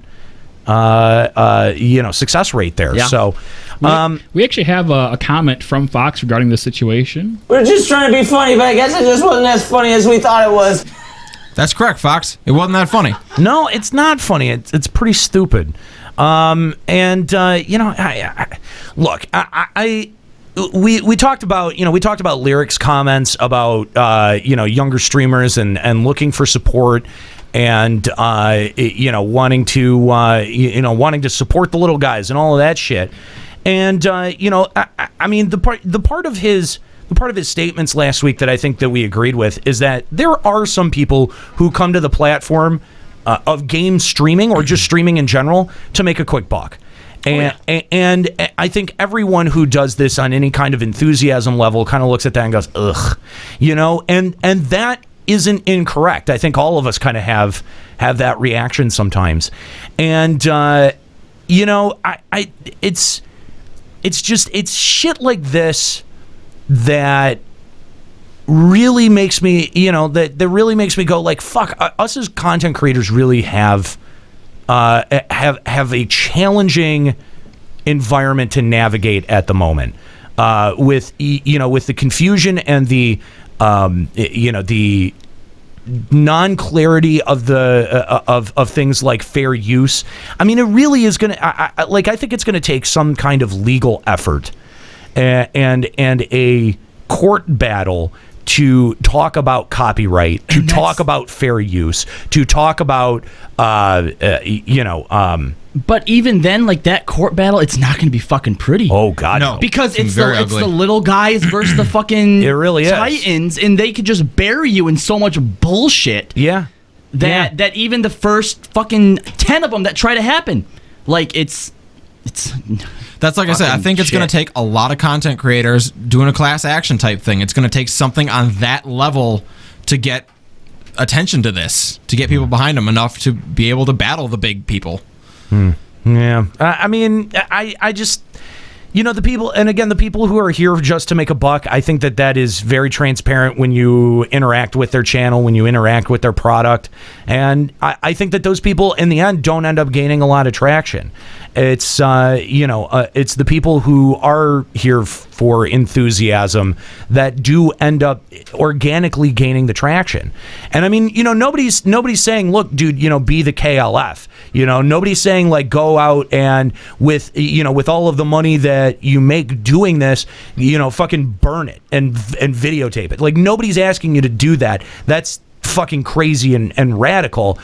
This is a platform where you should be allowed to monetize your content, and you should be able to have some kind of control over that monetization. And that's I think that's an important part of the platform. And saying, I don't know, man. It's a weird thing, and the DMCA complicates it even more. Just complicates it even more. Yeah. So, if you want to call if you want to call Final Encountercast on Skype, 810-207-1764. We're gonna go to our phone lines. We've got Jovi hanging out. Jovi, what's going on? Hi. How's it going, Jovi? Hi. We missed ya. Hi. Did you? We did. I feel like that's a lie. No, well, me more than the others. Mm-hmm. Yes, idiot. What'd you call in for today? Are we just gonna hear you say mm-hmm? Let's go. No, okay, holy shit. Okay, so the over Take a deep breath. Jesus. I can't. You're on the air. You're on the air in front of a bunch of people, just like she's in the presence of greatness. Jesus. All right, Nate, just give her a minute. Take a deep breath, And Joey. Robbie. Breathe. Okay, what'd you want to talk to us about? You fox-eared asshole! Okay, I wanted to talk about the Overwatch animated short that just came out today. It which featured Soldier 76, and I think that it was pretty fucking great. with especially with when he was fighting the Los Muertos, and what happened? What basically happens is actually. Can I talk about this? Well, actually, luckily for you, we managed to watch this just before the show started, so we do all have some reference for it, except for Nika. Stop scowling, Nika. Okay. Scowling. Because when they released that they were going to talk about that the next animated short was going to feature Soldier 76, a lot of people were all like, "Oh, we're finally going to see Sombra and stuff," and I didn't see any indication of that. Yep. So, like what exactly was it that you took away from the short then? The thing that I took away from the short was how Overwatch basically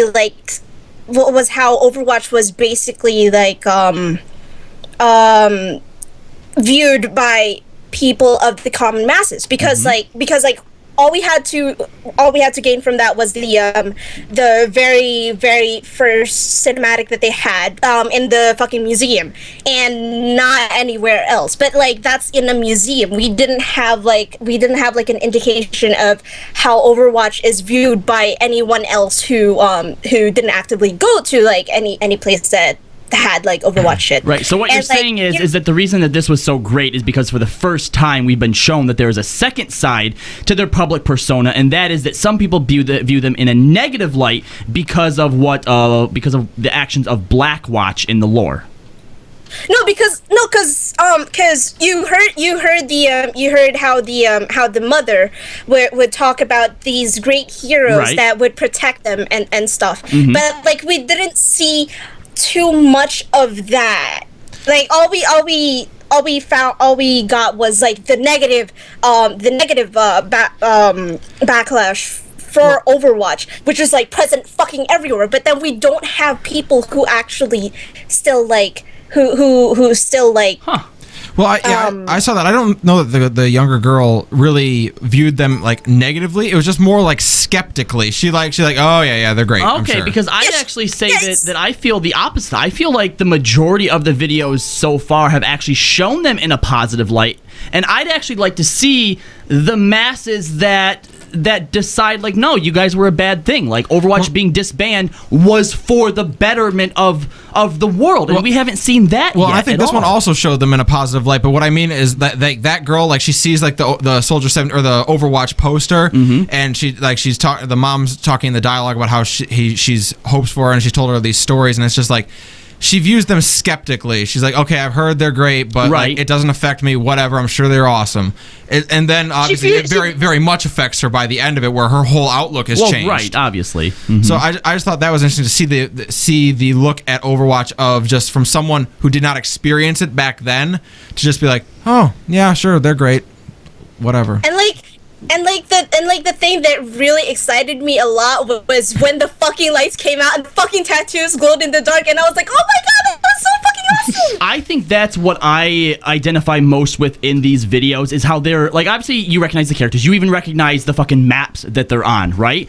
But there's so many more elements within all of these movies that aren't present in the game in any way, and it makes me really hopeful that at some point they try to introduce some type of challenge modes, or even some type of limited campaign mode that's specific to each of the characters, because that's a lot of production that's going into making the agents in the Dragon short, or the gang members in this short here, or even all of the robots and the pedestrians that you see in the Widowmaker short. The art design was really cool, and it definitely lends to believe that there's more to the game than what we've seen. Yeah, well, my headcanon for this new short hero, I don't think this is true or whatever, but I feel like Sombra is actually the woman in the voiceover, the mother who's talking. Because you don't actually see the mother, do you? And it is a story she's telling. Ooh. And we do know, or we don't know, but it's theorized that Sombra is not one of the heroes, but she's kind of on the other side, with Reaper, Junkrat, all of them. And if she had a positive outlook on Overwatch, and then her daughter was killed at some later point because of them, that would suddenly make her flip and decide, no, maybe they're not so good. and perhaps become quote unquote bad. Although, except with Junkrat's case, he doesn't really have like a side with Talon or Overwatch. He's his own. He's a mercenary, sure. Yeah, sure. He's a junkie who hates Omnics. Like he doesn't think that our peace with them is like a good thing. All these bucketables should be like fucking scrapped or shit like that. But he's not quite on the Talon side. Like he's more like in between, sort of. He's a mercenary, yeah. All right. Well, I don't really have anything to contribute to this. You guys can Overwatch nerd out, but I don't know. You saw the video. What did you think? He didn't really see it. Well, and I saw it. I watched it. To be fair, I actually thought that was the weakest of the shorts to have been put out so far. I mean, Nate, like you pointed out when we watched it was very cliche. Now, granted, I mean, it was 70s. And I understand that some of that is on purpose, or at least that that's an intentional choice. And I mean, yeah, there's humor to it. I don't know, man. Maybe because I didn't try out the actual game, or I don't know. It's just I mean, I don't know why I'm just not really into it. That may be, the hipster side of me that goes, if a lot of people like it, I tend to. If Chris and Robbie like it, it must be terrible. No, I think just anything that has massive amounts of hype like that, my I kind of go your like inner rebel. You have to adjust your fedora, take a swiff of your vape, and be like, Swiff. Swiff. It reminds me of something Yahtzee said in a Zero Punctuation years ago. It's like, when something has a ton of hype, I tend to view it with more skepticism than I do excitement. Yes, and that's the thing. I mean, I am citing Dark Souls because that is the most recent thing that I've been into. But I mean, that game came out in 2011. Tons of people have been singing its praises for the exact same reasons that I like it, and it's taken me this long to realize. It's the MCU. Yeah. How long did it take you to get into the MCU? And you love it. For the same reason, too. Yeah, because everyone liked it. It is kind of like, you think you've learned your lesson by now? Yeah, but apparently not. No, I actually played through like good 12 hours of the first Witcher game. I just stalled out on it. I did on both The Witcher 1 and Witcher 2. Oh, wow. That's because The Witcher's a bad game. It's not a bad game. The Witcher 1 had a weird battle system, but it really did. Yeah, it did. And trying to pick it, I've tried to pick up my game save from where I was, and it's just impossible. Yeah. Start with The Witcher 2. I did The Witcher 2 as well. I sunk like 20 hours into both of them, and at some point I just kind of put it down, and then just never came back to it. Yeah, like it's mediocre. That was Oblivion for me. It's mediocre at best. Witcher 3 is very different. Also, Witcher 3 is fantastic. Very well could, but I can't start The Witcher 3 having not played 1 and 2. I always have that sort of like OCD thing to me where I have to play a game series in order, and I broke that with Dark Souls 3, and I'm glad that I did. I also feel like that's a little bit different with the way that you describe how the story is. Yes. It is. It is. Like, the Witcher stories are all directly connected. But then again, how could you play them without reading the books in that case? But then again, I do really want to see unicorn sex. Hang on, Nika, quick question. Is that sex with unicorns? No, it's a sex on a unicorn. On a stuffed unicorn. I'm out.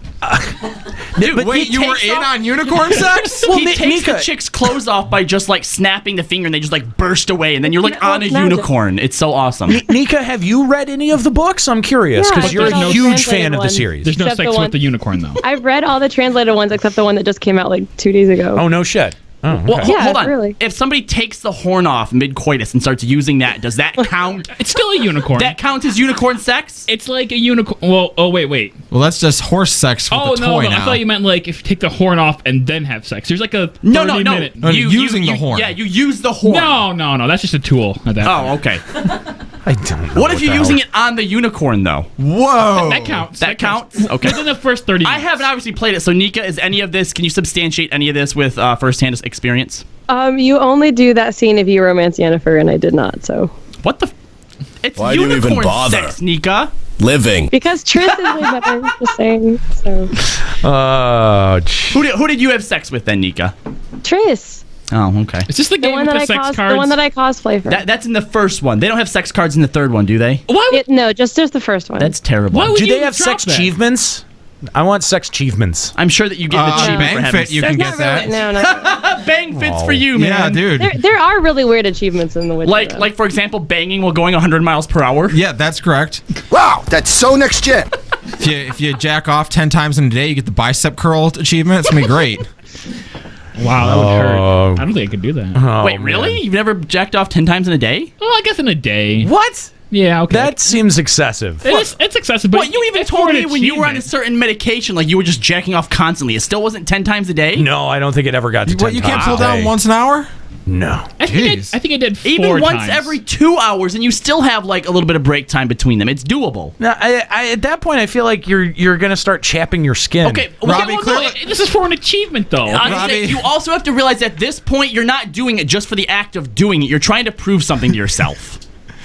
It's a personal milestone, and clearly our teenage years were very different than Nate's. Wait, teenage years? Look. Oh, geez, I don't have that kind of stamina anymore. Look, if you ask me, I would much rather have a participation partner. Well, obviously. Everyone would. So. But the question is, if you wanted to, do you think you could jack off 10 times in a day? No. Because I don't think I would ever want to. That's a lot of time that you're dedicating to jacking off. If I'm like, look, $1,000 if you jack off 10 times a day, you couldn't do it?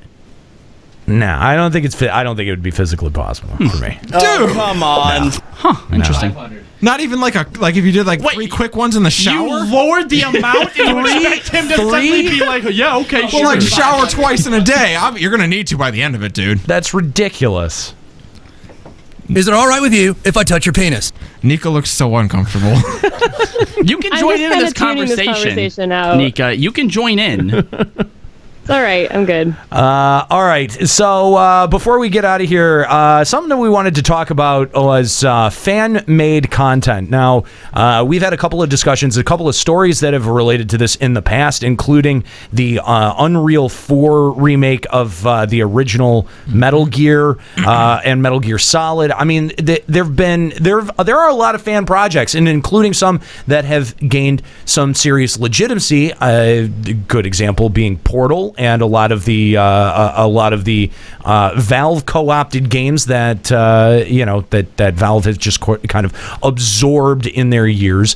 So they said, "Hey, that looks cool. Here's money." Yeah. So I want to talk about fan-made content because a lot of and even I think Toby Fox is a great example of what fan-made content can actually sort of bring to the table. Toby Fox's first foray into making an original game, Undertale, huge success. But before that, he was pretty notable as an Earthbound modder and created a lot of different mods for Earthbound and really sort of like cut his teeth on making that type of game. I love you. By modding something that already existed. Now there's a theory that Sans is an Earthbound character. Is that right? That he's the skeleton of an Earthbound character. Yeah. Oh. Interesting. Mm-hmm. Which character? One that he borrowed from, he used a character in one of his fan-made games that at one point goes into this machine that sends him to another dimension. And the theory is that was the result with Sans, and that's why Sans can time travel. It was Toby Fox's. So it's from his own game? Yes. I'm sorry. Yes. Okay. So these fan-made pieces of content are a little bit controversial because oftentimes they can be seen by the development company that made the original game as infringing on the intellectual property. Yep. A lot of takedown notices, a lot of legal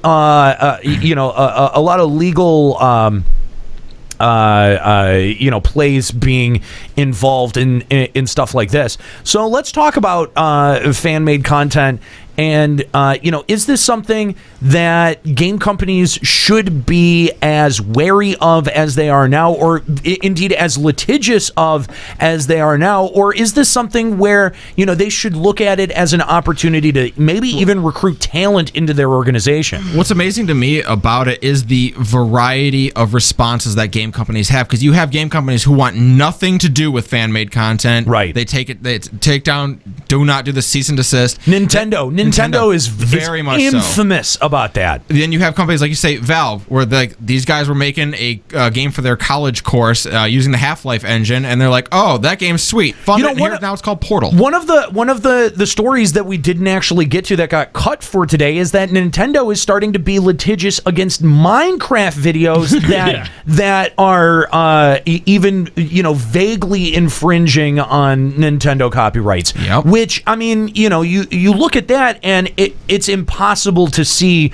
a way forward. I'm shocked that things like Super Kaizo World and stuff that never got C&Ds or that never got some serious action levied against it. Are those original Mario games old enough that the copyright isn't in effect anymore on them? Is that why those are okay now? No, those were 80s games, right? Yeah, but you can Jesus, how old do you think Super Mario World is? It can't fall into public domain like that. I mean, come on, man. I don't no. I mean, especially since Nintendo is an active and successful company, they would be continually renewing the copyrights and trademarks. I'm wondering, would it be different if they had tried to? Well, I mean, there is a Kaizo for Super Mario 64, so never mind. Well, that's and the thing is a lot of times it is only the visibility of the project that gets it shut down. Some of these projects, if they're able to work in relative obscurity, can get most of their, if not all of their production done and push a mod out before the developer even hears about it and doesn't get a chance to send a C&D. If you get to finish your mod and push it out, or if you get to finish your thing and push it out, then it's out of the game company's hands. They can issue as many C&Ds as they want. It's out there. It exists. It's in the internet at that point. Somebody's going to put it on ROM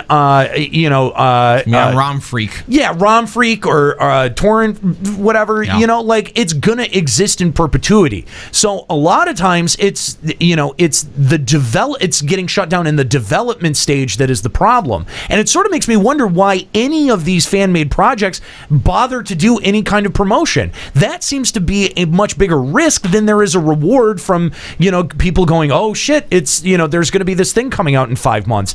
When I heard about the Metal Gear Solid mods, both for the original Metal Gear and for the original Metal Gear Solid, I was like, why the fuck are you talking about this? Shut up and develop it and do the thing and don't tell anyone that you're doing it and let it just come out. The only reason that development stopped for that is because Konami got involved and said, no, you can't do that anymore. Hand over all your assets. That's if you got to complete it, at least it would be complete first. But you need your E-Fame. Well, you would have a lot more E-Fame if you got the game out. Well, you need a little bit of E-Fame to keep you going. You gotta get that chub up. No. Gotta get your E-chub up. Great. It always comes back to dicks with you, doesn't it? Does it not for you? Dicks. Does seem to be a theme on the show. Well, what sort of constitutes fan-made content, though? I guess a mod or, even just a complete game that uses the engine of another game, those are pretty easy to identify. But, what guys would you consider fan-made content? There's so many levels of it. I mean, you see things all the way down to people making the perler bead artwork of different things, or writing stories about that take place in other games, movie attempts at things like that, YouTube videos. It permeates all levels of fandom.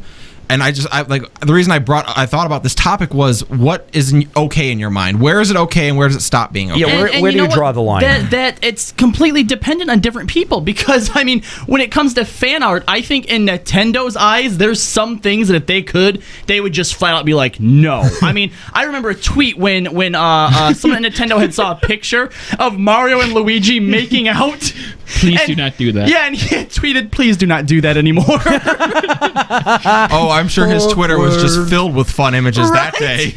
But it's, realistically, how much can you control this stuff? I know that game companies, are very protective of their IPs, and they want to very much to control this stuff. How much realistically can they? It doesn't. I think that where the line is again highly subjective and changes from person to person. But as a game company, how do you respond to that? What's the appropriate way you respond to that? Well, and I think another interesting point is what we look at. Maybe it depends on how successful you are with your product. When we get fan art or anything done of Limit Break Radio, we think that's awesome. Like, we get really excited about that. But there are companies where when their product has fan art or something like, they kind of shy away from it. They don't want that kind of attention. Especially if it's fan art that they feel doesn't represent the company the way that they want to be represented. Yeah, see, maybe that's the difference between them and us then. You know, we see fan art of Nate blowing some guy as he's being fucked in the ass by Yoshida. Correct. And he's just like, yes, that's gets to the heart of the matter. Yes, that's so funny. So, you know, our vision for ourselves is very low. I don't want to say low. It's something very else. broad. It's something else. We'll just call it that. It's something else. Whereas Nintendo, you know, wants to be very, very friendly, family friendly. You know, so maybe part of it is having that corporate image that they're trying to portray. Guess. I mean, for me, the way that I think, if I was in that position, you know, they say that imitation's the best form of flattery, right? And you know, the best, you know, bad publicity is still publicity. So long as someone isn't making money based purely on my IP, I'm okay with it. And that does get kind of fuzzy because, like, fan art, or if they're making like jewelry or something, I wouldn't say that in that case they're making money because of my IP. Right. They're making money because of their talent. Right. Right. Or if maybe people make animated But it videos. depends. But when the person's only buying their talented jewelry because they are a fan of your IP, where's the line? But they put work into making that product. Hang on, let's muddy the waters even further, okay? Let's say that this person has been making something from a game, and they've been doing so without any legal interaction, and they've been very successful. They've been able to have an entire business that surrounds this, right? And then let's say the company that owns that IP decides, well, we want to start manufacturing that because we think that we could sell it just as well too. And then they start doing it, and then they retroactively issue some kind of legal threat or engagement against that person in the first place. I mean, that's kind of fucked. Here's the way that I look at it. First of all, yes, everything about that is fucked, okay? I don't think they should be able to issue some type of takedown if they've already been doing it, because my argument would be, well, why don't you try and stop me beforehand if this is illegal? Right. And there are actually ways around that. There was a famous incident a few years ago where Fox had actually issued a takedown for Jane's hat from Firefly, right? Can't make it anymore. Can't call it Jane's hat, right? So there was a person, I think, on Etsy who that was like the primary thing that she did. She made tons of money doing that. So what she did is she had changed the name of the spelling and said, oh, no, this isn't Jane from Firefly. I have my own fictional story that I've written in character with a backstory. Wrote an entire backstory about it. Changed the spelling of the name and be like, this is their hat. But that's just dodging a bullet. I mean, like, there needs...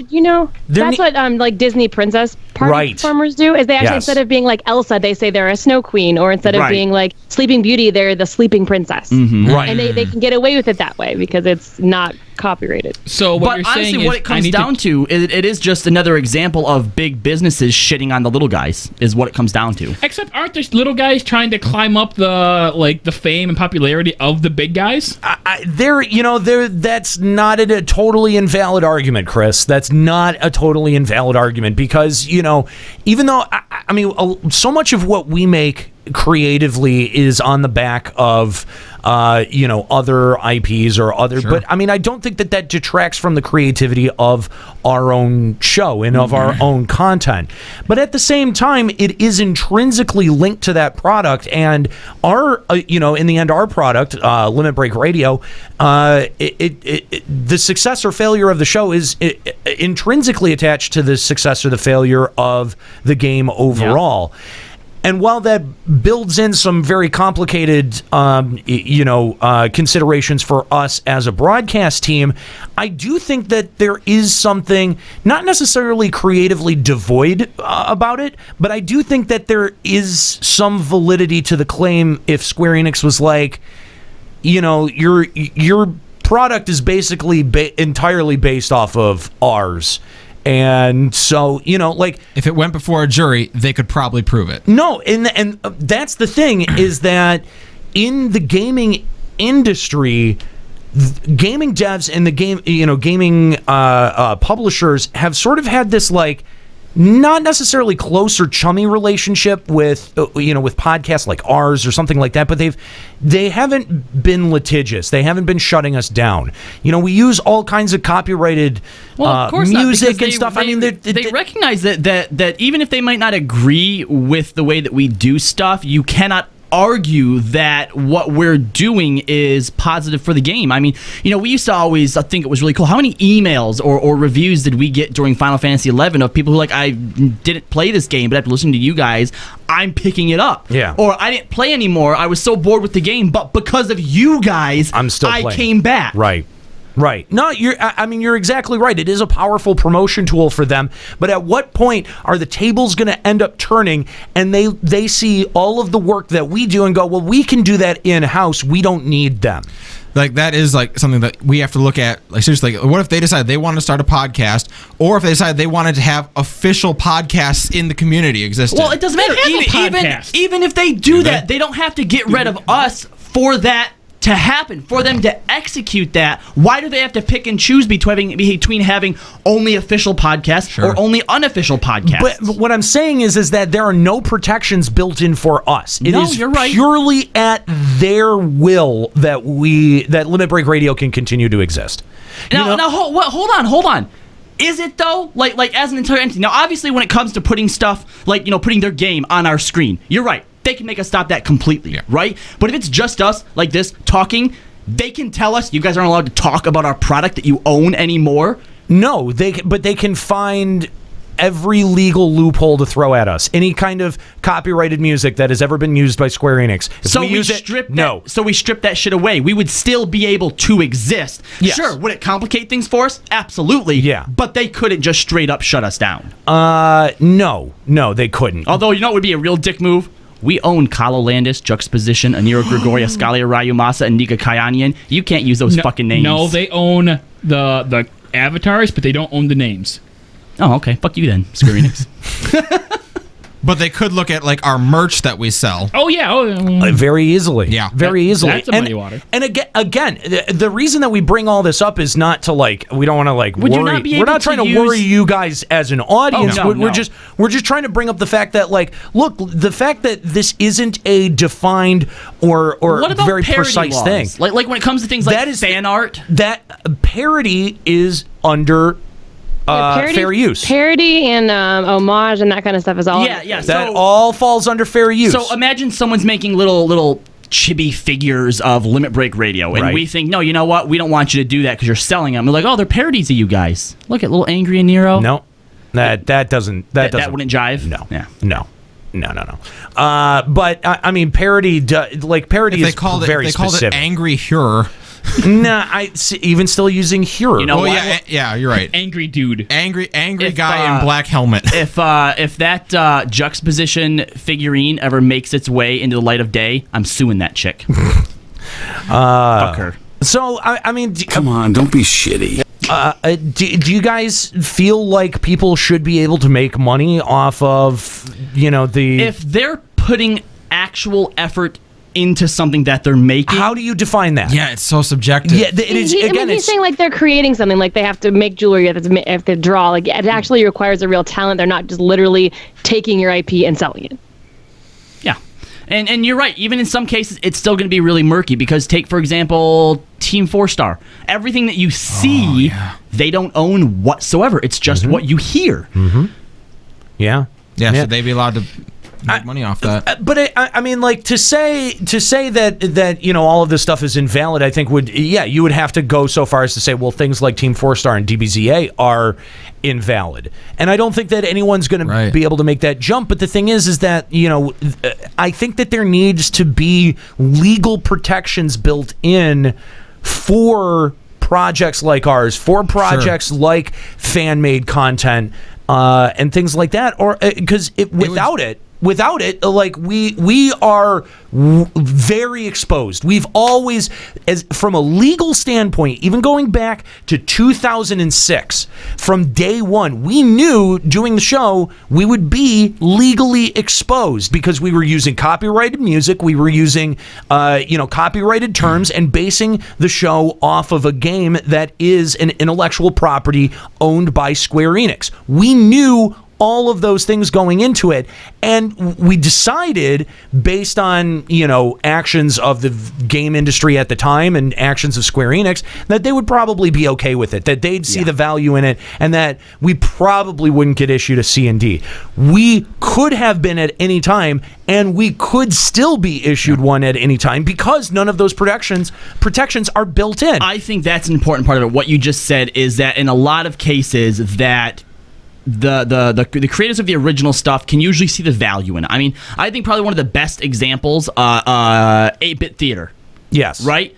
How long did that run for? And that was too long. Fucking successful. Sure. And that basically launched that guy's career into writing for comic books and making his own comics and stuff like that. Right. So, I mean, every once in a while, you might get just some really shitty-ass company looking at you, Konami, that just decides, fuck everyone. Yeah. But, I don't know. So to kind of put an end cap on here, like, what do you think the proper response by game devs should be to fan-made content? And again, I mean, it's saying that it depends on the content, I think, is way too subjective. Oh, no, yeah. For the argument, because I think even still it depends too. Like, I know people that have gotten cease and desist on Etsy, and I know someone who made like a Chrono Trigger cover music album and got a cease and desist directly from the company, and yet she's done Final Fantasy and there's been no problem. So it really just depends on I don't like their mood that day. That's a great point, is that there's not even really consistency with this shit either. Right. Because it's entirely dependent on the company that's doing it. Right. It's so subjective. But I mean, even Chrono Trigger to Final Fantasy, that's Squaresoft and Squaresoft. What's the what are the criteria? What's the criteria that Square Enix is using to either push these cases forward or not? Did they just not like the remix? Or it could even be like when you look at some stuff and you're like, why isn't that taken down? It just might not have came across their radar yet. That too. Also, I think that the Chrono Trigger producer something was actually going to be making an album of their own very soon or something like that. And so hers was kind of I don't know if they maybe thought it would interfere with their own publicity or something. I have no idea. But the Final Fantasy one, they didn't care. Yeah, I mean, but to think that someone on Etsy who just made their own little thing is gonna be any type of detractor to you making an official Chrono Cross or fucking Saga or whatever remix when you're backed by Square Enix, come on, I don't know, really. Yeah, and I mean, obviously, there's no answer that fits all scenarios, but I think for me, as both a content creator and developer and consumer, the reaction to people making fan content has got to be thank you for loving my product so much that you're putting work and effort into making stuff for it. Yeah, and you know what I have to say to people who do try and make stuff and fail is, if at first you don't succeed, blow it up again. Well, I mean, I think that is the right reaction, is that game companies should look at this as promotion, but I also think that there needs to be some clarity in this area too, legally speaking. That's so difficult because you're going to have different companies that are going to have different feelings about it. The only way that something like this gets blanket clarity is if you make an entire freaking, platform who's dedicated just to this type of stuff. Right. Because you can't just blanket legislate what's okay and what's not. There's going to be loopholes and gray area everywhere. I mean, some companies probably like the promotion. Hey, if someone else is going to promote my stuff for me, free advertising. Typically, Square likes that. And then some companies are probably no, fuck that. It's us only. Nobody else ever allowed to make profit off of it. Well, I think you can see that in the approaches of each of the game companies. I mean, if you look at something like Blizzard is a lot more litigious, and they just went after the private server, the Nostalgia server. Square Enix isn't shutting down any of the 11 private servers that exist out there, and I think that a lot of that has to do with, look, Blizzard is in a position where they can run that stuff out, and it benefits their bottom line. Whereas if Square Enix did that, or tried to be litigious about a game as dead as FF11, they wouldn't see any pickup of subscriptions because of it. They would just really kind of be creating ill will with the few people that are connected to their game, making bad PR for no gain. Yeah.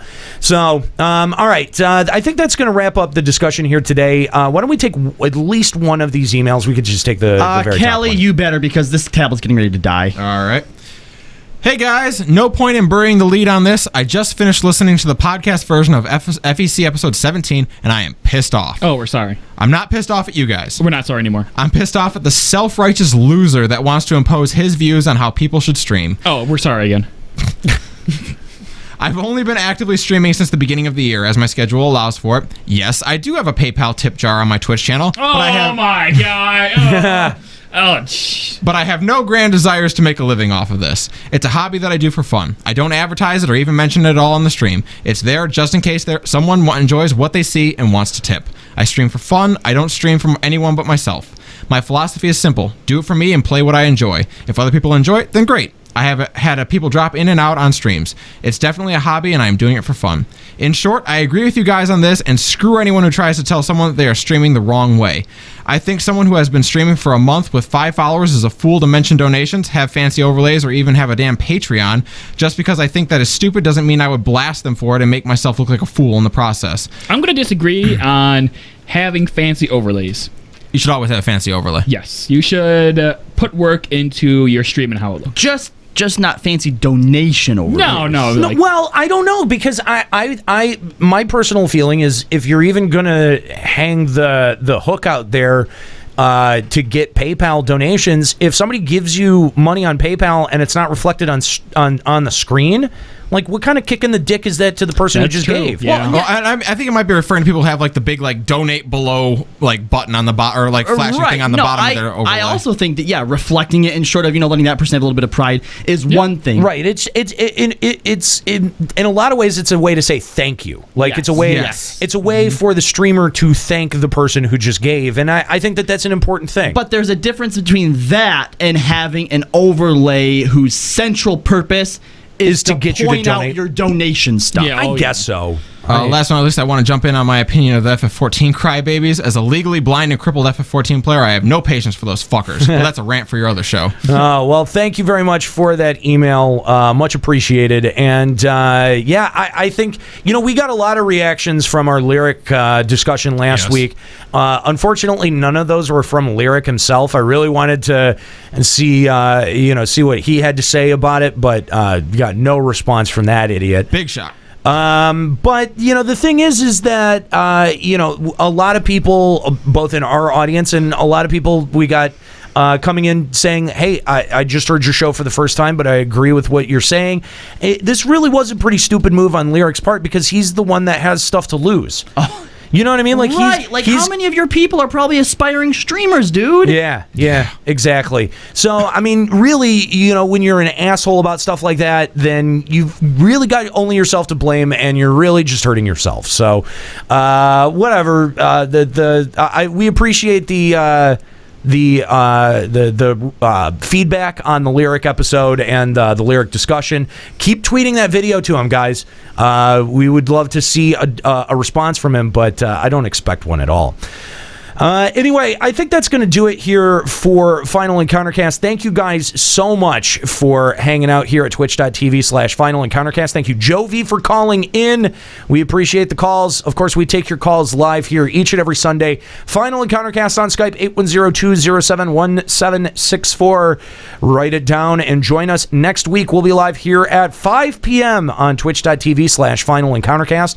Going to be breaking down all of the most important gaming news from the week, as well as interesting topic discussions and your calls and emails. FinalEncountercast@gmail.com is where you can send those emails. And once again, Final Encountercast on Skype, 810-207-1764. We appreciate all of the donations and all of the support that we've gotten. And again, if you'd like to support the show and ensure that it keeps going each and every single Sunday, head on over to patreon.com/Limit Break Radio and give what is comfortable for your budget.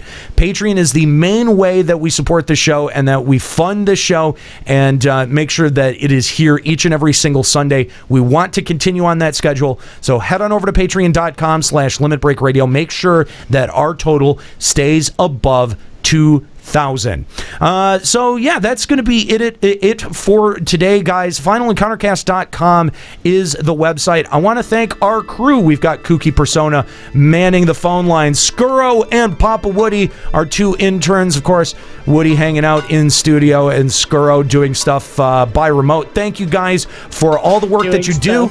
And I also want to thank my crew, which is Nika, Callie, Robbie. I know, almost Callie, Chris, and Robbie. Really quick too. Before we go out, I also want to mention that I heard that that Nikalia was planning a 24-hour stream. Should we get back above $2,200 on Patreon? Oh, there we go. It's canon. It's canon. Take us out. Take us out. Where did that come from? Take us out. Hey, take us out now. Oh shit!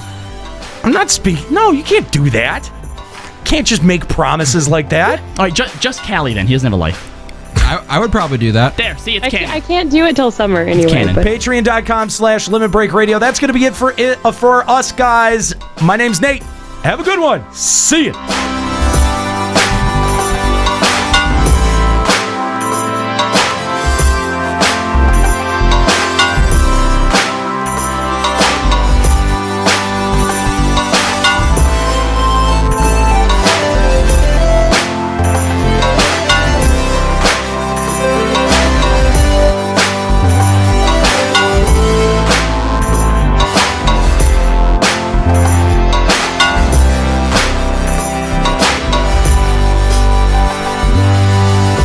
Final Encountercast is a production of FinalEncounterCast.com, Limit Break Radio, and Bender Media Productions. Today's episode was produced by Christoph Gutzit, Kooky Persona, and Callie Sloan. This show is made possible by the generous Patreon donors of the podcast Limit Break Radio. Opening music provided by Keyboard Kid. More info and music can be found at keyboardkid206.bandcamp.com. Closing music provided by Sobsy. For more info, visit sobsy.bandcamp.com. For links to articles mentioned on this show, check out our live blog at finalencountercast.com. Final Encountercast and its hosts are solely responsible for its content.